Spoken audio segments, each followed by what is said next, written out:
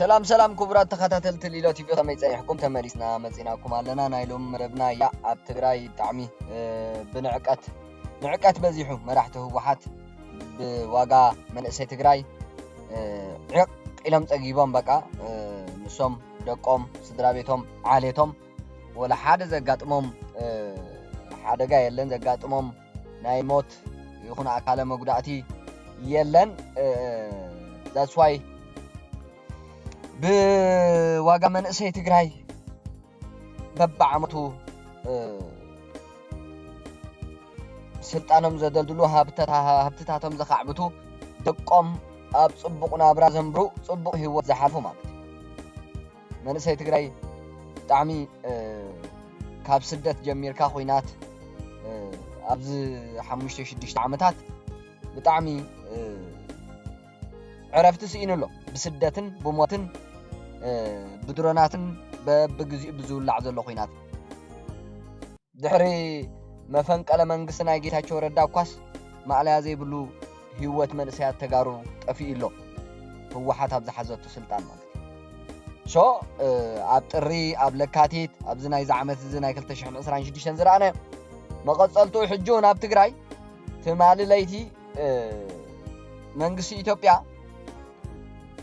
ምንቅስቃሳት ናይ ሻዕቢያን ናይ ህወሓትን ናይ ሰራዊት ናይ ኣጽዋራት ርዩ መጥቃዕቲ ናይ ድሮን ፈጺሙሎ ብዙሓት መንእሰያት ተጋሩ ከዓ ህይወቶም ሲኢኖም ኣሎ نسمع يوم حاونا تقادلاي ناي حرا مريت تግራይ ዝህቦ ዘሎ ሓበሬታ ናብቲ ቀንዲ ሓበሬታ ናኽናኣቱና ካልእ መደብ ኣለኒ ካልእ ሓበሬታ ኣለኒ ካልእ ነቲ ደብዳብ ዝምልከት ነቲ ዝነበረ መጥቃዕቲ ዝምልከት ነቲ ዝተፈጸመ ናይ ድሮን መጥቃዕቲ ኣብ ልዕሊ ሰራዊት ናይ ህወሓት ኣብ ልዕሊ መንእሰያት ትግራይ ዝምልከት ሓበሬታ ኣለና ቀድሞ ግን ነዚ ሓውና ንስማዕ እሺ ሰላም ቢሞ ዝተቐበልካ ትግራይ ሞሉ ማዓልቲ እንደገና ኣብ ከባቢ ሽራሮ ከባቢ أرمي 13 إيرترا سجر مش أرمي 7 ياو 3 مكينة أتوار زحزة لوجيستيك زحزة لعلي 4 مكينة بدرون وتمال على تحمش ساعات ياو تخسرني يا مالتي بزقات أمزي أو أتركو من أسيحواتنا لزينا نناقر نيرنا لزينا قلوكم لكم نيرنا أيواتين لكم نيرنا لزوي هذه أحواتنا قريهم تسويهم نيهم يحزننا قليهم أسيهم نيهم يحزننا بتعمنا حزن هي حق سناي قدو في يواتكم نحو حاتنا نخصو سيراسي اي تقليل لكم كتسمعونا يكالكم لذي لو ما انت على ساعه 5 ليتي لوقع ليتي 4 مكينات قاتل مسكم بلن انديا من دام عند مرغاتي كالي اسكاب حل تتكوسي يفندي قال اطيو لي مالتي لذي اتوم ابناي هوسبيتال شرارو بركت لكم تركوا حزون دحن حكموا محواتنا يوم تخكليو لو ما زيولكمي تصقيمكم لهم ابشجر لهم تقديدهم تحكم لهم دحن تمقدار قدهم حكمهم تاع ما قبل يجي لهم توصل لهنا سلازي كابزي كلها ترديكا كارم اساس لسه تزي تمايركا كلها تمسسي خامل لذي ادو تقراي تحزن وزي خال حزن ادو تقراي تحزن الحزن بي اتم بتصقاوكم تسويهم يوم معلم صح متعطل وزي كيناتنا عندهم بتم لكم لذي يوم كابلتي شو عتسكعي شعتي እንደገና እስካው ደግሞ አንተ ዕለት بتعمي جاكانو مناسي أب عرمي 13 فريسكم لعلي شريت شعتي سو بتشوفهم خلهم يغني لهم هم لهم قتلوا سلازي اب تግራይ ዘለهم አርምታት ብሙሉኦም ካብ አርሚ 13 ለይ ማርሰብ ታልዩ ይረኻ ቆሲል ካለኻ ተልተሰወሰ ሰውዩ አይሪዮ አይሰምዑ ቀደሙ ላይ ተሐከሙ እንደገና ቆሲል ካለኻ እንደገና حكمنا አቲ ካለኻ መን ይከርሕና ካይፈልጥም ቶም ትማሊ ተገፉን ተወቂዖም ለው በጣም ለሐዝን ማለት ስለዚህ መላእ ትግራይ ሙጻ ተሰለፍ እቅሃውጽ أبزيم كتم كنتم موت كيموتوا الذي حزون على حتى ساعة تقرأ حركنا وطاينا حزون ده خستو كدحني يلغى تسلف حي لتهلقة حزون كدم ساسيرا مالك الذي أولي ملكتك كينات أولي ملكتك وكت أولي ملكتك من الألق عيتها أتم بتصوتي تمال تسويهم لهم من صنعات لملا بيتسوي لملا حزون تقرأ صنعاتها بكل اللي أتم تقصي كل يوم قبيل مغسل توتحكم ليغا تتربع له يحجزكم تقواركم يوتشكم منهم كنقولكم ينغلي حزم بزي قطار تاني وكيدي خدت لكم زلكم كتنكاس عسي تأرمي يو كدم ساسي غاما شرقيركم لا كلهم صحلي هذه ودي دورة اللي توقعي ودي فتلوارك ودي منجرين ودي عمالي لسفان من توقعي ودي ليا كاسا توقعي ካብዚ ርስኻፍረን ካብዚ ነፃውፃ መንእሰይ ስለዚ ሸርጌርካ ላብሉ ጎቶ ዓብፅሕለይ ቃልስና ቀፃለ እዩ ትፒኤፍ ሓራ መሬት ትግራይ ኣብ ሓፂር ሰዓት ብዙ ናይ ትማል ዝተኻይደኻ ናይ ትፒኤፍ ሓራ መሬት ትግራይ ፅንዓት ብፀለምቲ ዘሎ ሓይሊ ኣፅኒዑ ምስ ናይ ፌደራል መንግስቲ ተወዲቡ ሓደ ኮይኑ ያው ናይ መጨረሻ ዛዚብዋለ ማለት እዩ የቐነለይ ኩለፅሕለይ ሰላም መዓልቲ ያ ይገርም እዩ ብመንግስቲ ኢትዮጵያ ኣብ ልዕሊ ናይ ህወሓት ኣርማ 13 ዓብይ ዕውትን ሓፂርን ኦፕሬሽን ተፈፂሙ ዘሎ ዕውት እዩ ማለት እቲ ኣብ ልዕሊ መንእሰይ ትግራይ ዘጋጠመ ብጣዕሚ ናይ ውርደት እዩ ግን ሰላም ሓደ ትግራይ ክልል እያ ካልኣይ ነገር ሰላም ኢትዮጵያን ምዝራግ ምስ ሻዕብያ ምስ ካልኦት ኣሸበርቲ ሓይልታት እናኾነት ህወሓት ትገብሮ ዘላ ስጉምቲ መቸም ንመንግስቲ ኢትዮጵያ ሓጢያት ንህወሓት ከኣፅድቂ ክኸውን ኣይክእልን ስለዚ ዕውት ዝኾነ ስርሒት ኣካይድሎ መንግስቲ ኢትዮጵያ መንእሰያት ተጋሩግን ተጎዲኦም ኣለዎ ማለት እዩ ዝኾነ ጅምላ መወት ደቂ ማህፀን ትግራይ እዮም እቲ ዘገርም ድማ ደቂ ድኻታት መቸም እዚ ዜና እዚ ደስ ይልንስ ብታሕጓስ ዜና ክገልጸሉ ዝኽእል ዓቕሚ የብለይን እምበር መራሕትን ደቂ መራሕትን ሃፍታማትን ደቂ ሃፍታማትን ናይ ህወሓትን ባህላውያን ጀነራላቶምንሲ ወላ ሓደ ዝተጎድአ ይኹን ዝሞተ ወይ እውን ሽግር ዘጋጥሞ የለን ግደፍዶ ሕጂ ትማል እውን ኣብቲ ዝነበረ ቁልዕ ወራር ኢልና ንፅውዖ ብተለምዶ ናይ ህወሓት ኣብኡ እውን ሓደጋ ዝገጠሞም ዓሌት ወይ ዓፅመ ስጋ ናይ ህወሓት የለውን ኣብዚ እዋን እዚ መንእሰይ ትግራይ ንጉጅለ ህወሓት ክብል ቀለብ ድረን ክኸውን ካብ ምርኣይ ዝሕዝን ነገር የለን እታ ዝኸፈት እዚኣ ትማል ዕለት 5 ሰነ 2026 ኣብ ዘውግሕ ለይቲ ክልተ ተሰሓብቲ ዝፀዓና ናይ ኣርማ 13 ካብ ሸራሮ ተበጊሰን ብኤርትራ ገይረን ንሱዳን ክኸዳ ብድሮን ናይ መንግስቲ ኢትዮጵያ ከም ዝተወቕዓ እዩ ዝግለጽ ዘሎ መንእሰይ ትግራይ ሕጂ እውን ኣይመሰየን ንመራሕቲ ሓደ ጉጅለ ኢልካ ካብ ቀለብ ድሮን ምዃን ንባዕልኻን ንህይወትካን ንስድራ ቤትካን ክትብል ነብስኻ ድሕን ኢትዮጵያ ኣብ መዋስንቲ ትግራይን ኤርትራን ዘካየደቶ ደብዳብ ናይ ድሮን ኣብ ከባቢ ሸራሮ ምንጭታት እቲ ከባቢ ከም ዝሕብርዎ ኣብ ወረዳ ታሕታይ ኣድያቦ ንዝርከቡ ቦታታት ብሓደ ለይቲ ዝተፈጸመ መጥቃዕቲ ኣየር ዒላማ ዝገበረ ኮይኑ ዝተፈላለዩ ጸብጻባት ኣብ መላእ እቲ ዞባ ብዛዕባ ጉዱድ ወተሃደራዊ ምልመላ ስክፍታታት የልዕሉለው ነቲ ኩናት ዝምልከት ማለት እዩ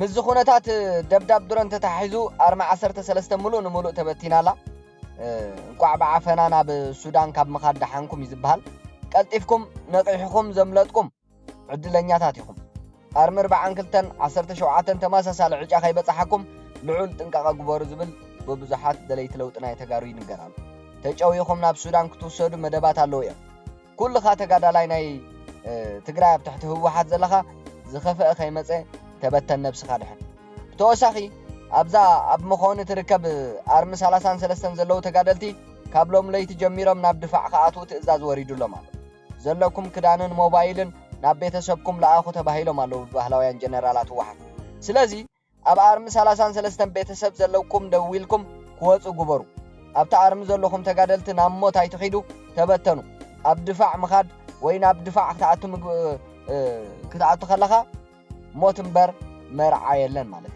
ካልእ ዝወፀ ሓበሬታ ከም ዘረድኦ ድማ ደብዳብ ድሮን ገምሃሎ ኮይኑ ኣርማ 13 ብትእዛዝ ጀነራላት ህወሓት ንውልቀ ጥቕሞም ክብሉ ንሱዳን ብዶላር መሸጣ ክኸዱ ኣብ ምንቅስቃስ ኣለዎ ማለት ነቲ ምንቅስቃስ ሰራዊት ስዒቡ መንግስቲ ኢትዮጵያ ዝተወሰነ ሕጊ ናይ ምኽባር ከይዲ ጀሚሩሎ ከምቲ ትማል ዝገበሮ ማለት በዚ ድማ ካብ ትማል ፍርቂ ለይቲ ጀሚሩ ከባቢ 7 ግዜ ዝኸውን መንግስቲ ኢትዮጵያ ደብዳብ ናይ ድሮን ኣካይዱሎ ኣብዚ ዝተኻየደ ደብዳብ 5 ተሰሓብቲ 3 ኦራላት 4 ፓትሮላት ናይ ህወሓት ተቃፂለን ኣሎም ሰጽዋራተን ምስ ሒዘንኦ ዝነበራ ሰራዊት ማለት ሕጂ ድማ ኣባላት ኣርማ 13 ካብ ጥቅዓት ድሮን ንምምላጥ ተበታቲኖም ብእግሪ ጉዕዞ ጀሚሮም ኣለዉ ማለት ሎጂስቲክ ዝፀዓና ናይ ትራንስ መኻይን ደብ ትግራይ ሰጊረን ናብ ኤርትራ ከኣትዋ ኣብ ምድላው ኣለዋ ኣብ ትግራይ ኣብዚ ግዜ እዚ ኩሉ ምንቅስቃስ ኣብ ዓይኒ ድሮን ናይ መንግስቲ ኢትዮጵያ ኮይኑ እናተረኣየ ይርከብ ካልእ ሓደ ዌብሳይት ወጋሕታ ፋክትስ ዝብል ዘውፅኦ እንተርኢና ድማ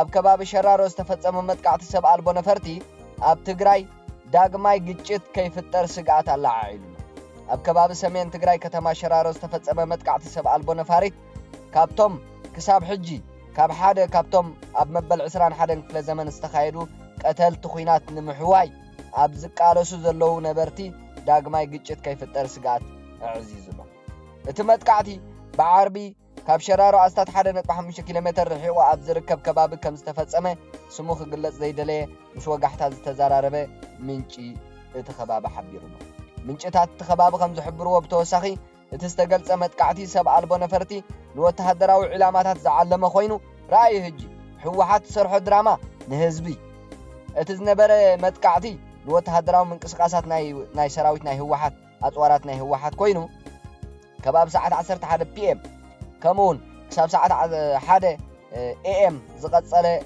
بمسرت منጭታት ናይቲ ዌብሳይት ሙሉእ ለይቲ ፍንጀራ ተሰሚዑ ወጋት ወተሃደራት ንሕክምና ናብ ሆስፒታላት ሽራሮ ተጓዒዞም ኣለዉ ወጋሕታ ፋክስ ዝበሃል ሓበሬታ ዘውጾ ነቲ ዝበጽሐ ጉድኣት ብናጻ ኩስን ወይ ድማ ነቲ ዝተባህለ ኣድማ መን ከም ዘካየደ ነቲ መጥቃዕቲ ከረጋግጽ ከም ዘይከኣለ ዝሕብር ይኹን እምበር ንብዙሓት ነበርቲ ትግራይ እቲ ፍጻሜ ካብ ተቐጽበታዊ ወተሃደራዊ ጽልዋ ንላዕሊ ትርጉም ዝሓዘ ኣብ መንጎ ፌደራላዊ መንግስቲ ኢትዮጵያን ህወሓትን ዘሎ ርክብ ብቁልጡፍ እናተባላሸወ ኣብ ዝኸደሉ ዘሎ እዋን ኣብ ዝሓለፈ ዓመት ዝዓመቐ ፖለቲካዊ ቅልውላው መሊሱ ናብ ቅሉዕ ኩናት ክለዓል ከም ዝኽእል ኣብ ነበርቲ ስክፍታታት ኣብ ዝፈጥረሉ ዘሎ እዋን ሓደ ስሙ ክግለጽ ዘይደለየ ነባሪ ናይቲ ከባቢ ንወጋሕታ ዝበሃል ሓበሬታ ከም ዝሃቦ እዚ እንታይ ማለት ክኸውን ከም ዝኽእል ስክፍታ ኣለና ኢሉሎ ሰባት ካልእ ውግእ ከይጅመር ይሰግኡለው እዚ ዝተገልጸ መጥቃዕቲ ድሕሪ ኣዋርሕ ኣብ መንጎ መቐለን ኣዲስ ኣበባን ዝጸንሐ ግጭት እናተጋደደ ዝጸንሐ እዩ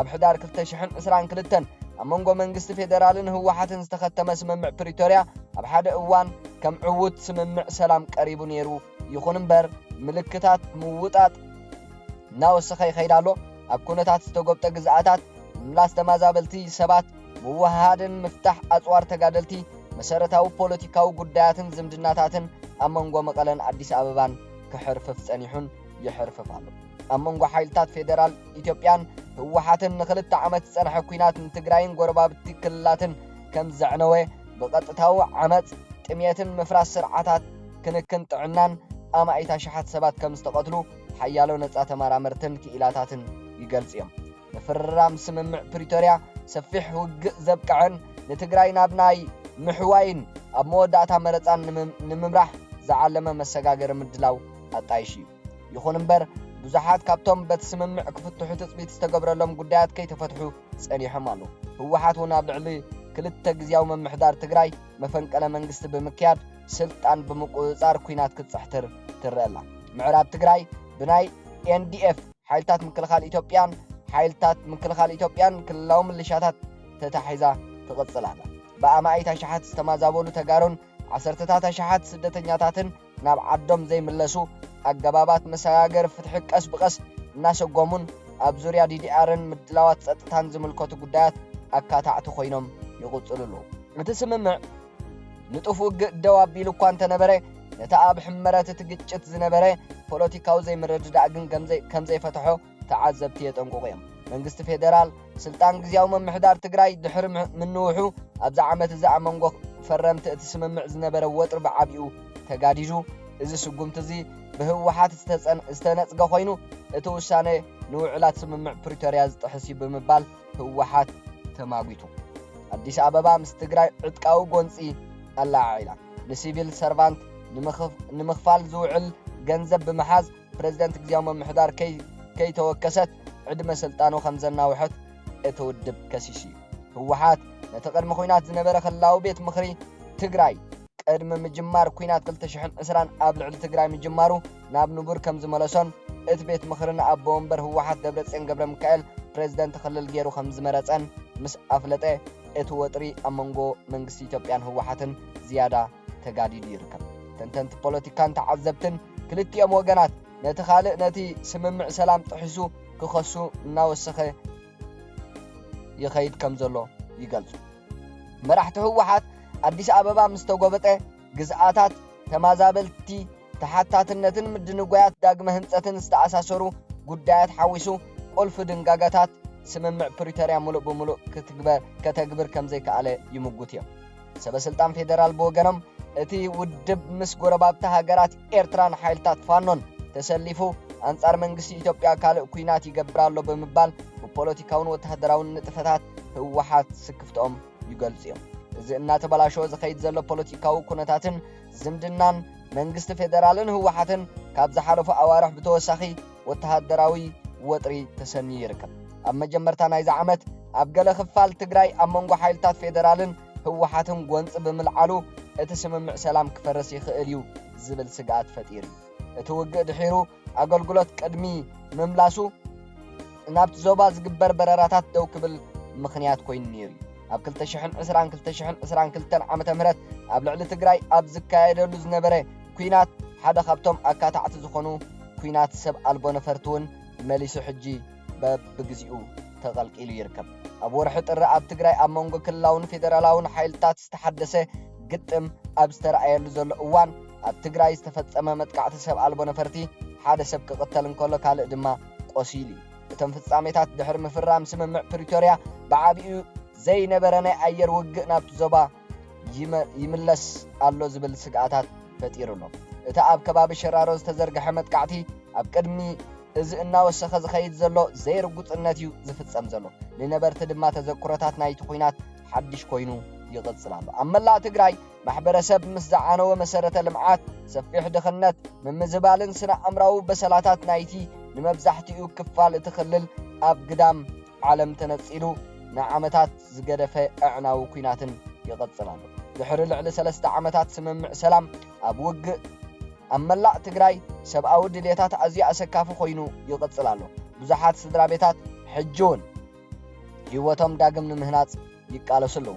ተዓዘብትን ተንተንቲ ፖለቲካን ኣብ ዝሓለፈ ኣዋርሕ ኣብ ትግራይ ናይ ሓድሽ ግጭት ሓደጋን ንዓበየ ይኸይድ ከም ዘሎ ብተደጋጋሚ ኣጠንቂቖም ክንሶም ወተሃደራዊ ምትእኽኻብ ፖለቲካዊ ምብትታን ዘይተፈትሑ ግዛኣታት ጉዳያትን ኣብ መንጎ ፌደራል መንግስትን ህወሓትን ዝርአ ዘሎ ተጻብኦ እናወሰኸ ዝኸይድ ዘሎ ስምምዕ ፕሪቶሪያ ካብ ዝኽተም ንድሓር መስርሕ ሰላም ናብ ዝበዝሐ ስቡር ምዕራፍ ይኣቱ ከም ዘሎ ዘመልክት እዩ።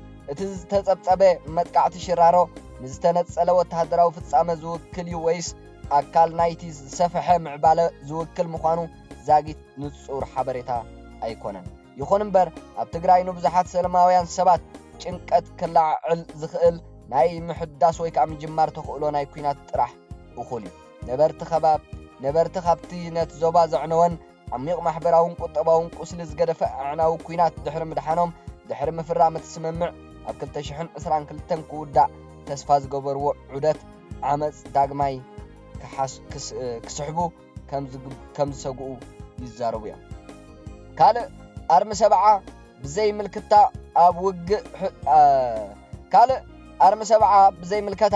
ኣብ ውግእ ሕድሕድ ናይ ሱዳን ንኣልቡርሃን ብምድጋፍ ኣንጻር መራሕቲ ናይ በዓል ሕመትን ኣልቡርሃንን ኣብ ብዙሕ ውግእ ብምስታፋ ስዒቡ ናይ ዓቕሚ ሰብ ክሳራታት ስለ ዝገጠማ ነዚ ንምሽፋን ኣብ ትግራይ ዝተገፈፉ ተምሃሮ ኣብ ሸሸቢት ተዓሊሞም ናብ ኣርሚ ሰብዓ ክጽምበሩ ተወሰኽቲ ኣርምታት ብኤርትራ ጌረን ናብ ሱዳን ኣብ ምእታው ከም ዝርከባ ይግለጽ ኣሎ።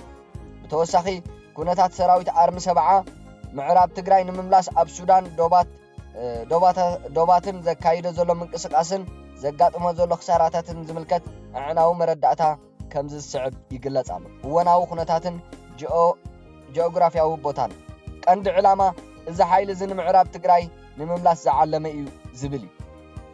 እንተኾነ ግን ሻዕብያን ህወሓትን ኩናት ንምውላዕ ሰላም ኢትዮጵያ ንምዝራግ እዮም ዝጥቀምሉ። መሰረቱ ኣብ ሱዳን መብዛሕትኡ ምንቅስቃሱ ካብ ውሽጢ ዶባት ሱዳን ተበጊሱ እዩ። ዞባ ኦሳሳን ጉምሩኽን ኣብ ክልል ቤኒሻንጉል ጉሙዝ ኦሳሳ ኣብ ጥቓ ዶብ ሱዳን ዝርከብ ጉምሩኽ ኣብ ዝበሃል ከባቢ ይንቀሳቐስ ዝኣርም ቀጥታዊ ግጭት ምስ ኩናት ውሽጢ ሱዳን ኣልቡርሃን ኣንጻር ሕሜቲ ተታሒዙ ኣብቲ ዶባት ብዝተወልዐ ወተሃደራዊ ወጥሪ ተጸሊዩ ዝርከብ። ምኽንያት ምውሳኽ ቁፅሪ ስዋኣት ናይቲ ውክልና ኩናት ዝካየደሉ ምስ ሓደ ካብቶም ተቐናቐንቲ ወገናት ሱዳን ወጊኑ ኣብ ዘይምልከቶ ውግእ ይሳተፋሎ ኣርሚ ሰብዓ ሰራዊት ናይ ህወሓት ምትሓዝ ዘይብሉ ዓንኬል ንድሕነት ዶባዊ ሓገዝን ክብል ኣብ ኩናት ሱዳን ብምእታው ተሓርፋፊ ኮይኑ ይርከባሉ ማለት እዩ። ብሄራዊ ረፅምታት ኣብቲ ከባቢ ከም ይስማዕ ከም ዘሎ ምስ ዘለዉ ዕጡቃት ክልል ቤንሻንጉል ሓይልታት ፋኖን እውን ግጭታት ይረአዩ ማለት እዩ። ስለዚ ክሳራ ዓቕሚ ሰብ ቁፅሪ ስዋኣቱ ናብ ዘሻቀል ብርቲ ይበፂሑ ዘሎ ኣርሚ 70 ብጣዕሚ ዘገርም እዩ ዘሎ ምንቅስቃስ ደቡብ ሱዳን ምዕራብ ትግራይን ኣርሚ 70 ኣብ ግዜ ውግእ ትግራይ 2022 ናብ ምብራቅ ሱዳን ዝሰገሩ ሓያሎ ኣሽሓት ተጋደልቲ ዘጠቃለለ ክፍለ ሰራዊት እዚ ሓይሊ እዚ ኣብዚ ሕጂ እዋን ብብዝሒ ኣብ ምዕራብ ትግራይ ኣብ መሬት ሱዳን ተዋፊሩ እዩ ዝርከብ። መራሕቲ ህወሓት ዶላራት እናተቀበሉ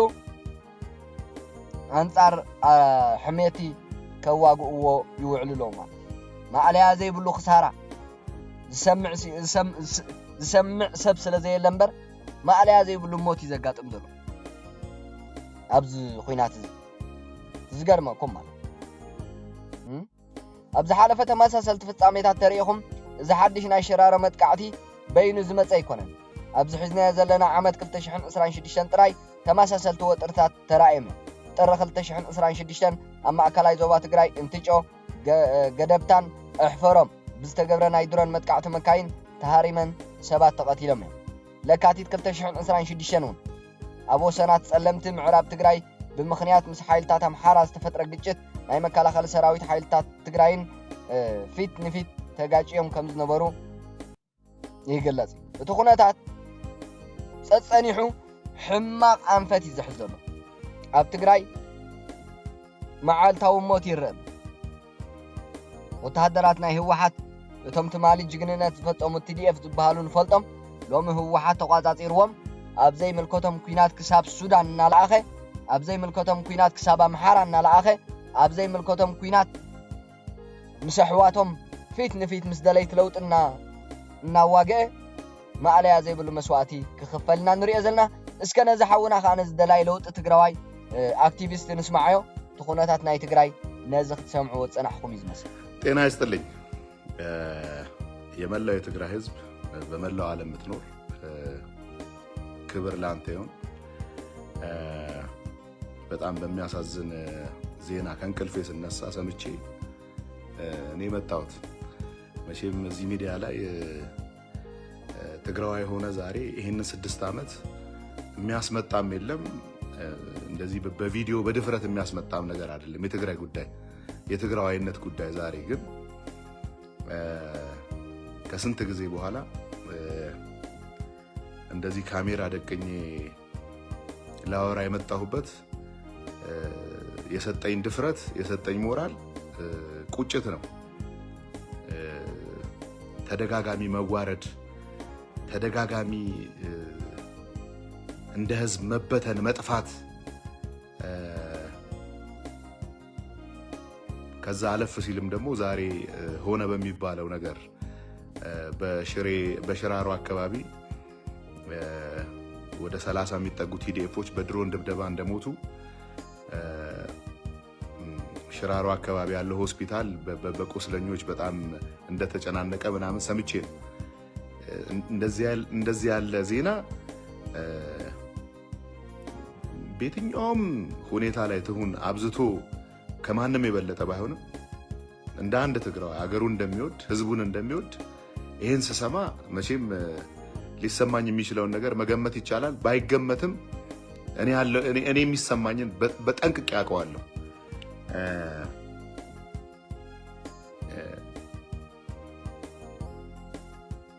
እንደ ህዝብ ያለንበትን ስሜትም ዛሬ ሳየው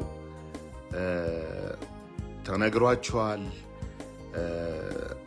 የሆነ የደስታም የሚመስል አንዳንድ ሰው ሰለብሬት ሲያደርግ ሳይ በጣም ተቆጨው፣ ተከፋው።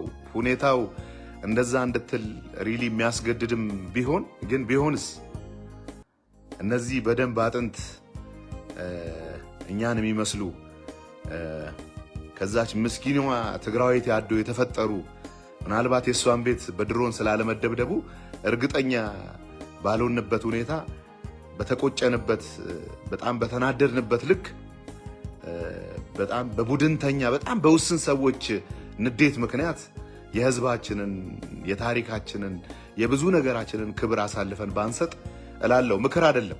እኔ የምወስደው እርምጃ የምወስደው አቋም ይሄ ነው። ለማንኛውም እንደ አንድ ትግራዋይ የማንም ትግራዋይ ሞት ሊያስደስተኝ አይችልም። በተመሳሳይ ጎራ ላይ እንዳልሆነን አውቃለሁ። ዛሬ ፍጹም ጨካኝ በሆነ ጥቂት ቡድንተኛ እጅ ላይ ትግራይ እንዳለች አውቃለሁ። ፍጹም ማሰብ የተሳነው የደም ነጋዴ ስብስብ እና ቡድን ላይ እንዳለች ዛሬ ትግራይ በደንብ ነው ማቀው። ሆኖም ግን የማንም ትግራዋይ ሞት ሊያስደስተኝ አይችልም በጭራሽ። ይሄ የራሴን ጽኑ አቋም ነው የምገልጸው። እየገሰጽኩም እየመከርኩም አይደለም ማንንም። ይሄን በማየቴ ግን አዝኛለሁ። ክፍፍሉ እስከዚህ ደረጃ ይደርሳል ብዬ አስቤ አላቅም። ባንዳችን ሞት እንደሰታለን ወይ ተደስተን እንጽፋለን ምናምን ብዬ አስቤ አላቅም። እና አሁንም ትግራይ ነው የምትደማው። አሁንም ተጋሩ ነው የሚገደሉት። አሁንም ትግራይ ነው ዋጋ እየከፈለች ያለችው። እንደ ህዝብ እየተበተንን መዳረሻችን የት እንደሆነ እስከማናቅ ድረስ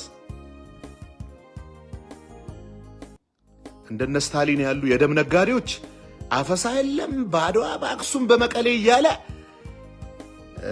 ይሄ ቁጭ ብሎ ያሰፋውን ሆድ ከዚህ በበለጠ ለማግዘፍ በተጋሩ ደም እልቂት በዝግጅት ላይ እንዳለ የሚያስታውቅ ነው። ለእንደነዚህ የደም ነጋዴዎች ትክክለኛውን ተገቢ ስምና ትግል መታገል ነው እንጂ በማንም ሞት ልንደሰት አይገባም። ተጋሩ ናቸው። አሁን የተለያየ ጎራ ላይ ነው ያለ ነው። እኛ ጦርነት አንፈልግም ከሚሉ ለምሳሌ እኔ ጦርነት አንፈልግም፣ ትግራይ አያስፈልጋትም፣ የትግራይ እንስት ዳግም ለ20 መደፈር አያስፈልጋትም፣ የተወረሰ የሚመስል ጎረራ ላይ ያለ ግዛት አለ የትግራይ በሌላ መንገድ እናምጣው ከሚሉ ተጋሮች ጎን ነው እንጂ መቆም ፈልገው ዳግም አንዲት ነፍስ የትግራዋይ እንድትጠፋ አልፈልግም። እርግጥ ይሄ ነው። የተመቸው ደግሞ አለ በጣም ጥቂት ቡድንተኛ ምንም ማሰብ የተሳነው የደም ነጋዴ በሰፈር የሚያምን ትግራይን እኔ አብዝቼ ወዳታለሁ የሚል ግን ፍጹም የሚጠላት በተግባሩ የሚጠላት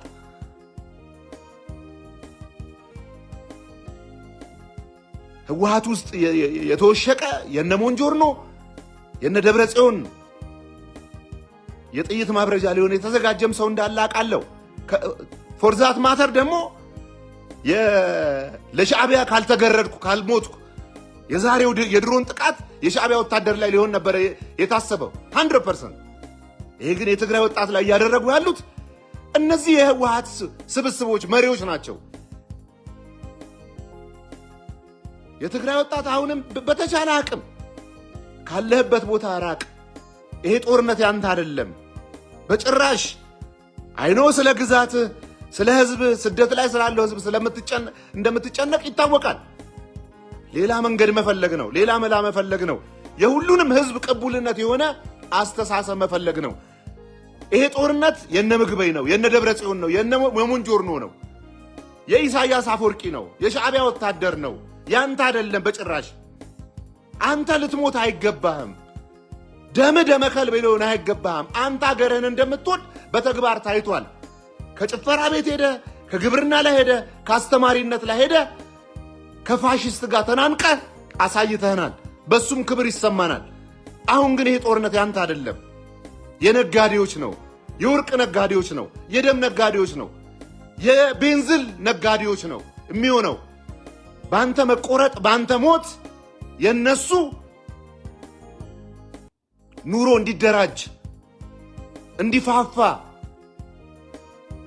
የነዚህ ሰዎች በጣም የጥቂት ሰዎች ነው። ሞትህ ዛሬም ይቆጨናል፣ እልቂትህ ዛሬም ይቆጨናል። ትግራይ የሁላችንም ነች፣ የነሱ ብቻ አይደሉ። አብዝተን ነው የምንጨነቀው ስለ ሀገራችን፣ አብዝተን ነው የምናስብህ። በጸሎትም ይሁን በጭንቀት ከአንተ ጋር ነን ዛሬም። ራሴን እንደ ብዙ ማድረግ አልፈልግም። እንደ አንድ ትግራዋይ ግን ከመስጊኑ የትግራይ ህዝብ ጋር ነኝ። እንደ ትግራዋይ ከተራራው ከመሬቱ ከሳሩ ከቅጠሉ ጋር ነኝ ዛሬም። ከነማ ጋር ነው መሆንም አልፈልገው። ከነዚህ ከገዳዮች፣ ካላዋቂዎች፣ ከደም ነጋዴዎች፣ ከወርቅ ነጋዴዎች ትግራይን እያሉ የሚደበቁባት የማይፈልጉ የሚጠየፉ ስስልብ ለኤርትራ ወታደር ያላቸው ለኢሳያስ ስስልብ ያላቸው ከትግራይ ከተጋሩ የበለጠ ከነዚህ ጋር ነው መተባበርና መቆም አልፈልገው። በጣም አዝኛለሁ ዛሬ ስለሆነው። በጣም አድራጊው አልተናገረም፣ በድሮን ጨፍጫፊው አልተናገረም። ተጨፈጨፍኩ ግን ያለው መግለጫ አውጥቷል። ያለንበት ሁኔታ ይሄ ነው። በእነዚህ ሰዎች እየተመራ የምታመጣው ድል የለም፣ የምታመጣው ጸጋ ለትግራይ የለም። የትግራይ ወጣት የቀረው ካለ የትግራይ እናት አባት እንደ አንድ ትግራዋይ በእነዚህ አላዋቂዎች የሚመጣ ጸጋ የለም። ዝምድና ሌላ ነው፣ ጓደኝነት ሌላ ነው። ከዛ በመለስ ከዛ በርቀን ልናስብ ይገባል። ስለ ትግራይ ስለ ህዝቦቿ ልናስብ ይገባል።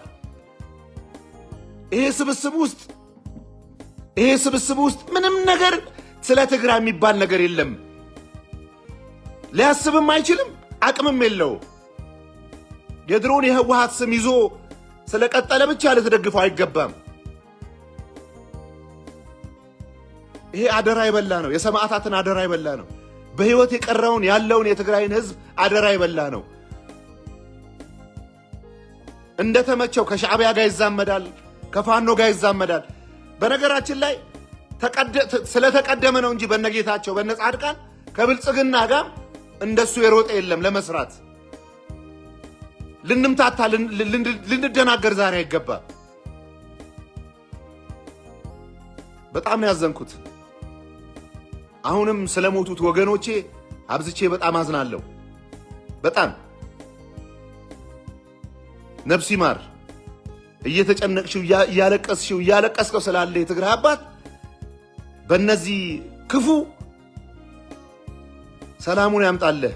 የምታምነው ፈጣሪ አላህ ወሬቨር ሰላሙን ያምጣልህ። ጸሎት ብቻ ነው። ከነዚህ ሰዎች እስክትገላገል የሚደረገው ትግል በሁሉም መንገድ መጠናከር አለበት።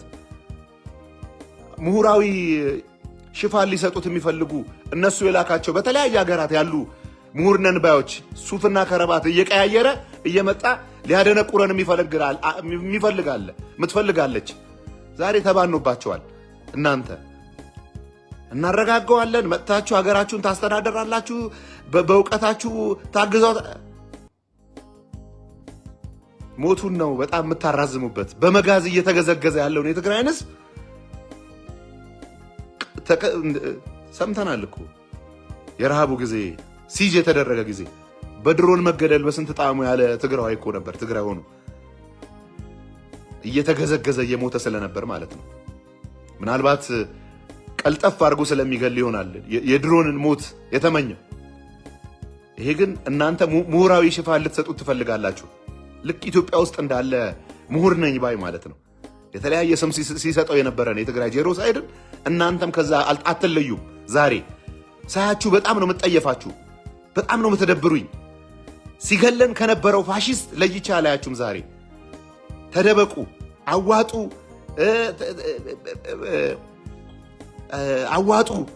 ታገሉ፣ አገራችሁን ነፃ አውጡ እያላችሁ ምሁራዊ ሽፋን የምትሰጡትን በጣም ነው የምትጠየፋችሁ። ሴቶቻችሁም ወንዶቻችሁም ሰሞኑን ብቅ ማለት አብዝታችኋል። እናንተን ነው ትክክለኛ ትግል የምንታገለው። እኔ በተለይ እናንተን ነው የምታገለው። ሰልፍ ብታረጉ፣ ትዊት ብታረጉ ትክክለኛ ፊዚካሊም ትግል የምታገላችሁ መሆኔ ልነግራችሁ እወዳለሁ። እናንተ የደም ነጋዴዎች ማን እንደሆናችሁ በደንብ ነው የሚታወቀው። ዛሬ በዝምታ ብትተባበሩት ያንን ህዝብ ከጥፋት ከእልቂት እንዲድን በዝምታ ብትተባበሩት ምንኛ በታደለ። የናጡት ነካሾች እናንተም ትግራይ ምድር ላይ ተፈጥራችኋል። እየመጣሽ እንደዚህ ተሰደብኩ፣ እንደዚህ ያልኩ፣ ገንዘብ አዋጡ፣ ታገል ምናምን፣ መሬት ተወሯል፣ ስለ ምርጫ ምናምን አይመለከተንም። እናንተ ነጋዴዎች ናችሁ። በደንብ ተገልጦልናል። መሬቱ ተወሩ ለምን ዝም አላችሁ ስትባሉ እኮ ትክክለኛ ጥያቄ ቀርቦላችሁ እኮ አይ ዝም በሉት ስለተባለን ነው ብላችኋል።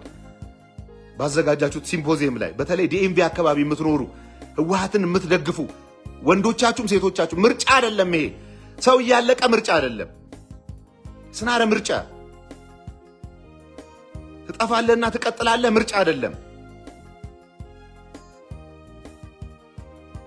ምርጫ በምትኖሩበት ሀገር የሚደረገው እንደዚህ መንገድ ሰርቻለሁ፣ እንደዚህ የጤና ተቋምን አሻሽላለሁ፣ ሄልዝ ኢንሹራንስ እሰጣለሁ ምናምን አይነት ነው ምርጫ። ትጠፋለህ ትቀጥላለህ ምርጫ አይደለም። እናንተን ይዞ ነው ይሄ ድርጅት ትንሽ የቀጠለው። ግን ትረስት ሚ አይደለም ሰልፍ ላይ በምታረጉት ትዊት ላይ ልታረጉ በምትዘጋጁት አምባሳደሮቻችሁን ዲፕሎማቶቻችሁን ልካችኋል ከትግራይ አይደል? በተለያየ ቦታ ኮሌክት ገንዘብ እንዲያደርጉ እያሰባሰባችኋቸው ነው። ከየትም ቦታ እናንተን ነው የምንታገለው ዛሬ። ከእናንተ ነው ትግሉ የሚጀምረው ከሌላ አይደለም። እናንተን ነው የምንታገለው ዛሬ። እመኑኝ። ክብርና ሞገስ ስለ ትግራይ ስትሉ፣ ስለ ህዝቦቿ ስትሉ፣ ስለ ሳር ቅጠሉ፣ ስለ ምድሩ፣ ስለ ተራራው ስትሉ መስዋዕት ስለሆናችሁ ስለቆሰላችሁ ዛሬም ክብር አለኝ። ክብርና ሞገስ ለእናንተ ይሁን። የቀረውም ቲዲኤፍ ዛሬም መለስ ብለህ አስብ። ከወር በፊት በአድዋ አካባቢ ጋር ስለነበረው የድሮን ጥቃት ዛሬ የድሮን መከላከያ ያለን ምናምን ካለው ለምን ይለፈልፋል? ካለው ለምን አይታደግህም? ካለው ለምን የትግራይ ምድር ላይ ያ ሁሉ ቦምብ ሲዘንብ ዝም ይላል? አሁንም ጉራ ነው፣ አሁንም ፉከራ ነው። ፕሊዝ ኑርላት፣ ለእናትህ ኑርላት፣ ለትግራይ ኑርላት። ውለድ፣ ክበድ፣ ስራ። ያንተ ጥሩ መጻኤ ጊዜ አለ። መልካም ጊዜ ይመጣል። እንደጨለመብን አይቀጥልም። እኔ ምክር አይደለም እሰጥህ። ብዙ ታውቃለህ፣ ተምረሃል፣ ታውቃለህ። እሳትን ካንተ በላይ የሚያውቅ የለም። የጓደኝነትን መስዋዕት፣ የእናትን የአባትን የእህት ወንድምን የሀገሬን ልጅ መስዋዕትነት በቅርብ ካንተ በላይ ያየ የለም። ዛሬ ለትግራይ ኑርላት። ነገ የሚመጣ ጥሩ ነገር አለ። ይሄ ሁሉ የጠፋብንን ህዝብ አንተን የምትመስል ትግራዊት አግብተህ ውለድ፣ ዘርህን አብዛ፣ ኑርላት። እነዚህ ሰዎች ዛሬም ደም በመነገር ላይ ናቸው። ስለአንተ አያስቡም፣ አይጨነቁም። እመነኝ። ፋሻና አልኮል አያቀርቡልህም። ትንሿን ነገር ፋሻና አልኮል አያቀርቡልህም። ጄሱ አያቀርቡልህም። ቂጣና ሻይ ብለህ እኮ ስትወጣ በጥይት በአስለቃሽ ጭስ ተተኩሶብሃል። ይሄንን መለስ ብለህ ብሬኖች ልትደረግ አይገባም። አገርህ ዛሬም ከፍቷታል። ህዝብ ዛሬም ከፍቶታል። ነፍስ እግሬ አውጭኝ እያለ ወደ ጠላት እንኳን ከተሰደደ ውሎ አድሯል። ይሄን አንተ ትሰማለህ። ዛሬ ሚዲያ የሌለው ሰው ቲዲኤፍ የለም። አመሰግናለሁ። በጣም ተቆጭቻለሁ። በጣም አዝኛለሁ።